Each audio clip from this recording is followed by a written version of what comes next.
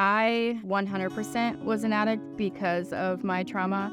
I didn't know how to handle the pain or how to get it out. I escaped my reality, and I was able to forget about what had happened to me for a while. My dad was a heroin addict. All the way up to the time I was 18 years old. I saw the damage it was doing, then that's when the resentment built up.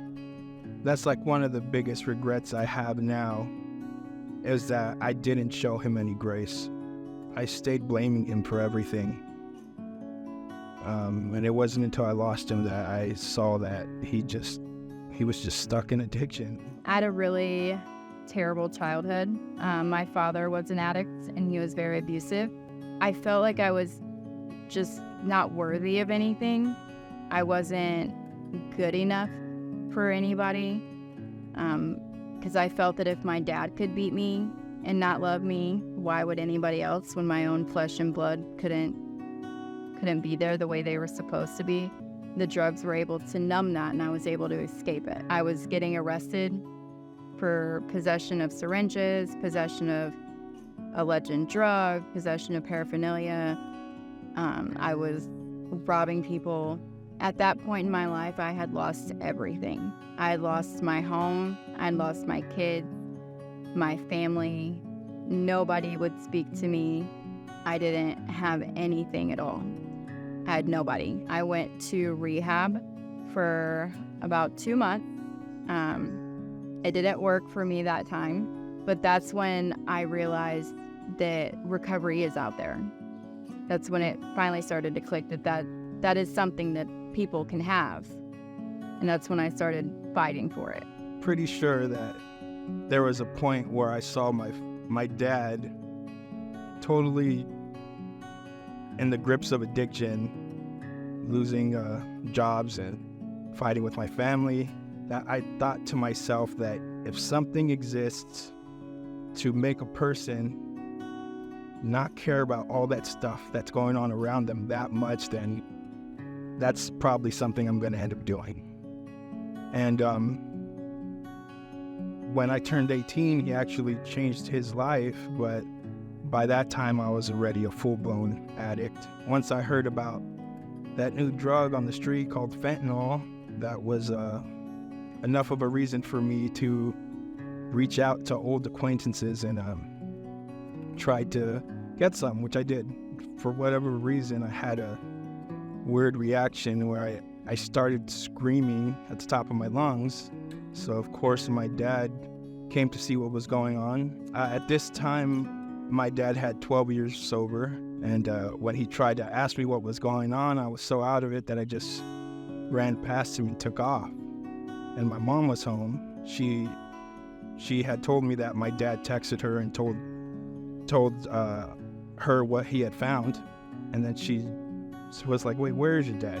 For some reason, I knew what it was. I just ran to the bathroom and tried to open the door, and it was locked. So they kicked the door open, and there was my dad. He was in a coma for, I think, 4 or 5 days before he passed away. I just fell into a deep depression, a lot of guilt, and I went out a lot.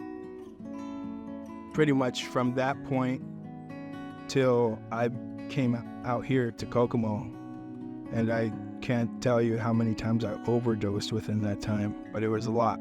I had a friend I went to rehab with in California, and he called me one day and he asked me a question that was, "Aren't you tired yet?" And at that moment, I remember looking in the mirror, and I happened to have blood dripping from my neck, because at that point, that was the only place that I could use because my veins were so messed up. And I just looked so, like, for lack of a better word, pathetic. And I just broke there, and I told him, look, I'll get a ticket and I'll be out there.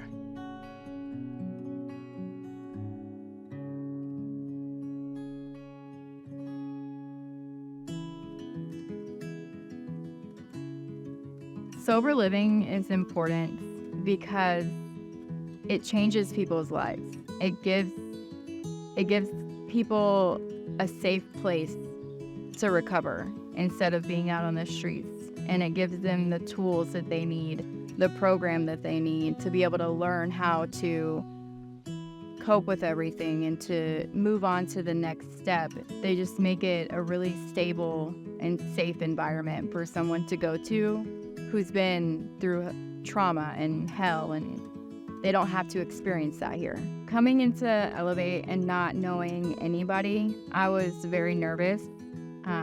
I was really uncomfortable, shut down. I wouldn't really talk to anybody for a little bit. And the girls really worked hard to get me out of my shell. And I started talking to them and hanging out with them and going to meetings and getting to know people. And it's transitioned now into where I run the house. I have the best friends in the world here who also work for recovery. I am active in the community. I help the girls with everything that they do. It's just been really a big change from coming to a town where I know nobody to knowing the best people I've ever met in my life.